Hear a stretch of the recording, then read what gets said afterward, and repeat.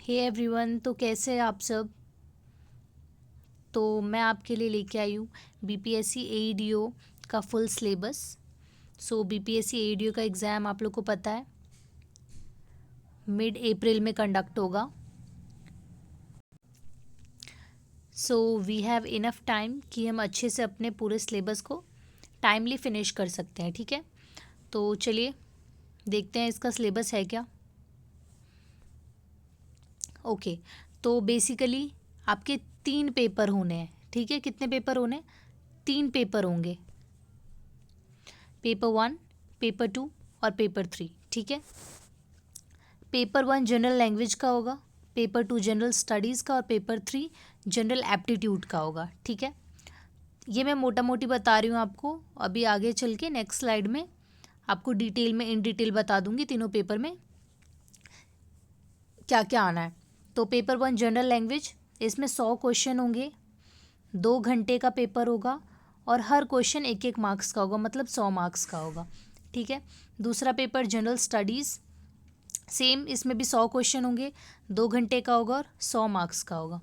तीसरा general aptitude, जिसमें reasoning और मैथ रहेगा, ये भी 100 क्वेश्चन आएंगे, 100 मार्क्स का होगा और 2 घंटे का होगा। ठीक है, ये चीज़ क्लियर हो गई। 3 पेपर होने हैं, जनरल लैंग्वेज, जनरल स्टडीज़ और जनरल एप्टीट्यूड के तीनों पेपर 100 मार्क्स के होंगे, 100 क्वेश्चन आएंगे, हर क्वेश्चन 1 मार्क्स का होगा और 2 घंटे का पेपर होगा। ठीक है, ये तीनों पेपर आपका सेम डे पे नहीं होगा। फर्स्ट डे पे पेपर 1 और पेपर 2 होगा और सेकेंड डे पे पेपर 3 होगा। ठीक है, अब पेपर 1 पे आते हैं। ठीक है, पेपर 1 हमारा किसका होना है? जनरल लैंग्वेज का।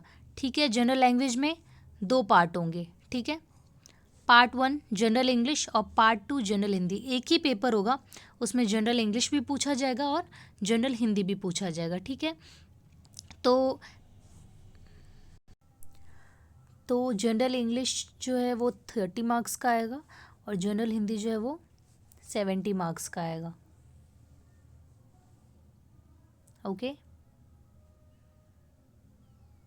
देखो वैसे ना स्टेट एग्ज़ाम्स में इंग्लिश ना के बराबर पूछी जाती है, बट अब आयोग ने डाला है तो पढ़ना पड़ेगा। ओके, तो जो भी सिलेबस आया ना उसमें साफ साफ लिखा हुआ है कि basic level of general English आपको आनी चाहिए। ओके, तो इतना डरने वाली बात नहीं है। जो मैं आप लोग को वीडियोस में जो भी क्वेश्चंस करवा रही हूँ वो आप लोग के लिए इनफ होगा। ठीक है, चलिए, जो पेपर 1 है हमारा जनरल लैंग्वेज का, ये क्वालिफाइंग है, मतलब मिनिमम 30% मार्क्स सेपरेटली चाहिए आपको दोनों में। ये मत सोचना कि टोटल 100 मार्क्स का है तो 30% मतलब बस 30 मार्क्स सही करके आ जाएंगे हिंदी में, इंग्लिश का छुएंगे भी नहीं और बस हमारा पेपर 1 क्वालिफाई हो जाएगा। बिल्कुल भी नहीं, ये गलती भूल से मत करना। आपको जनरल इंग्लिश और जनरल हिंदी दोनों में अलग अलग कितना स्कोर करना है? 30%। ठीक है, तो अगर जनरल इंग्लिश में आप 30% स्कोर करोगे, वो कब हो पाएगा? अगर 30 मार्क्स का क्वेश्चन आ रहा है तो बताओ, 30% कर दो, 30 का कितना हो जाएगा? मतलब आपको 9 सही क्वेश्चन अटैम्प्ट करने पड़ेंगे। ठीक है, क्वालिफाई होने के लिए 9 मार्क्स आपको चाहिए इंग्लिश में और 21 मार्क्स आपको किस में चाहिए? हिंदी में। ठीक है, टोटल मिला के कितना हो गया? 30 मार्क्स। बट कभी भी ये मत सोचना कि एग्जैक्ट बस 9 अटैम्प्ट सही सही कर देता हूँ। कभी कभी क्या होता है, आयोग गलती से क्वेश्चन गलत डाल देता है या फिर हो सकता है कि हमारे जो आंसर होता है आयोग ने उसका कुछ और आंसर दिया होता है। तो हमेशा सेफली स्कोर करके चलना। ठीक है, इसमें आपको अगर कोई भी डाउट है तो कमेंट में पूछना मेरे से। बाकी मैंने अपनी तरफ से तो बहुत अच्छे से बता दिया है। सेपरेटली हिंदी और इंग्लिश में आपको स्कोर करना है 30%। इसका मतलब जनरल इंग्लिश में आपको 9 मार्क्स चाहिए, ये मिनिमम मैं बता रही हूँ, मैक्सिमम आपके अपने ऊपर आप कितना सही करते हो। और जनरल हिंदी में मिनिमम 21 मार्क्स चाहिए। Okay, got it? अलग अलग। ठीक है,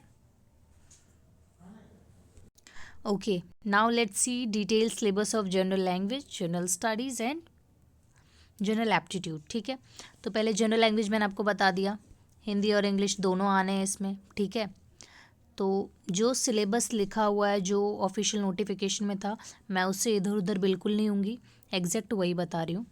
questions of general English and general Hindi will be of such nature as to test the candidates understanding of language usages. ठीक है. AEDU का एग्ज़ाम है, टीचिंग रिलेटेड है.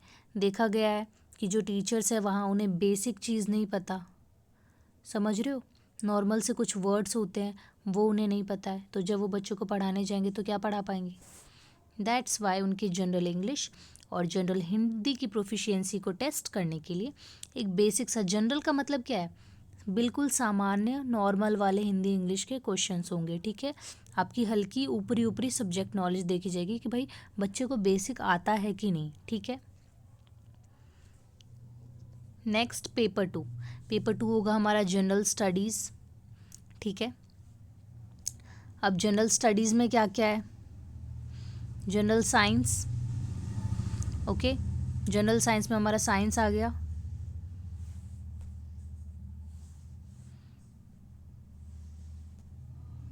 ठीक है.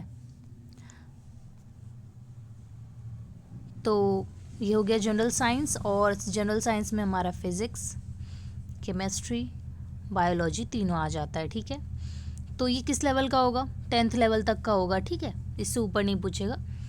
10th लेवल तक, 8th 9th 10th का आप NCERT भी अगर पढ़ लेते हो, मोस्ट इंपॉर्टेंट चीज़ें कवर कर लेते हो तो आपका हो जाना है. ठीक है. उसके बाद current events of national and international importance, इसका मतलब ये GK हो गया अपना. ठीक है. उसके बाद history of India and major features of history of Bihar, मतलब इंडिया की हिस्ट्री और बिहार की हिस्ट्री. ओके. उसके बाद जनरल ज्योग्राफी. ठीक है. उसके बाद major geographical divisions of Bihar and its important rivers. ठीक है. मतलब इंडियन ज्योग्राफी और हमारे स्टेट बिहार की ज्योग्राफी प्लस बिहार के जो इंपॉर्टेंट रिवर्स है वो. उसके बाद इंडियन पॉलिटी एंड इकोनॉमी. उसके बाद major changes in economy of Bihar after independence. ठीक है. आज़ादी के बाद बिहार की इकोनॉमी में मेजर क्या क्या चेंजेस आए वो. और इसके अलावा Indian national movement with special reference to Bihar's contribution. ठीक है. इंडियन का जो इंडिया नेशनल मूवमेंट था उसमें बिहार का स्पेशल कंट्रीब्यूशन कैसे था. ठीक है. वो भी हमें बताना है. ओके. जैसे बिहार से कुंवर सिंह जी थे तो वो भी इंडियन नेशनल मूवमेंट का पार्ट था, है ना. ठीक है. उसके बाद हमारा थर्ड पेपर है जनरल एप्टीट्यूड का. ठीक है. इसमें मैथ्स और रीजनिंग दोनों होंगे. मोस्ट प्रोबेबली हो सकता है 50 मैथ 50 रीजनिंग हो, या फिर ये स्पेसिफिक बताया नहीं गया, हो सकता है आगे पीछे भी हो सकता है ना. हो सकता है ज़्यादा रीजनिंग पूछते हैं या फिर ज़्यादा मैथ पूछते हैं ना. It's up to them. Okay. So general aptitude will contain number system, ये सारे मैथ के हैं. Computation of whole numbers, decimal and fraction, relationship between numbers, fundamental arithmetic operation, percentage, ratio proportion, average, interest profit loss, analogy, similarities and differences, spatial visualisation, spatial orientation, problem solving, visual memories, discrimination, observation. Okay. ये analogy से अपना reasoning का part start हो गया है. ठीक है ना. ये सब रीजनिंग का पार्ट है. All these relationship concepts, arithmetical reasoning, verbal and non verbal classification, arithmetic number system, non verbal series and coding and decoding. ठीक है. क्लियर हो गया तीनों पेपर के बारे में. General language, general studies and general aptitude. Okay. कुछ important चीज़ें पता ही होगा, फिर भी मैं वो कर रही हूँ. हर क्वेश्चन 1 मार्क्स का होने वाला है. ठीक है. नेगेटिव मार्किंग होगी. ठीक है. कितनी होगी, 1/3 marks deducted for every wrong answer. हर गलत आंसर के लिए 1/3 मार्क्स डिडक्ट होगा. इसका मतलब क्या, 0.33 के समथिंग, है ना. इतना ही होगा ना. ठीक है. और पेपर 1 क्वालिफाइंग नेचर का होगा. ठीक है. और जब मेरिट बनेगी हमारी, जब हमारी मेरिट बनेगी तो वो जो है वो पेपर 2 और पेपर 3 को मिला के बनेगी, ठीक है। पेपर 1 में जो बच्चा पास हो जाएगा, जो जनरल हिंदी और जनरल इंग्लिश में 9 मार्क्स और 21 मार्क्स मिनिमम ले आएगा, उसी बच्चे का पेपर 2 और पेपर 3 चेक होगा। अगर आप पेपर 1 को क्वालिफाई नहीं करते हो तो पेपर 2 और पेपर 3 आपका चेक ही नहीं होगा। ओके, तो इतने ज़्यादा बच्चों ने इतने कम सीट्स पे जो भरे हैं फॉर्म, तो ऐसे ही बच्चे एलिमिनेट होंगे। पहले ही पार्ट में जनरल हिंदी और जनरल इंग्लिश में ही बहुत बच्चे छट जाएंगे, ठीक है।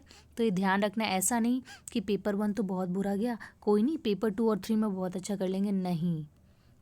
सबसे पहले तो पेपर 1 को बेस्ट देना है, क्योंकि जब तक वो चेक नहीं होगा आप दूसरे स्टेज पे जाओगे ही नहीं। आपका कितना भी बढ़िया पेपर 2 या 3 गया होगा वो मैटर ही नहीं करता जब तक आपका पेपर 1 क्वालिफाई नहीं होगा, ठीक है। तो hopefully I have cleared all your doubts regarding the syllabus, and if you have some more doubts then you can comment down in the comment section, है ना। ओके, चलो, थैंक यू, बाय।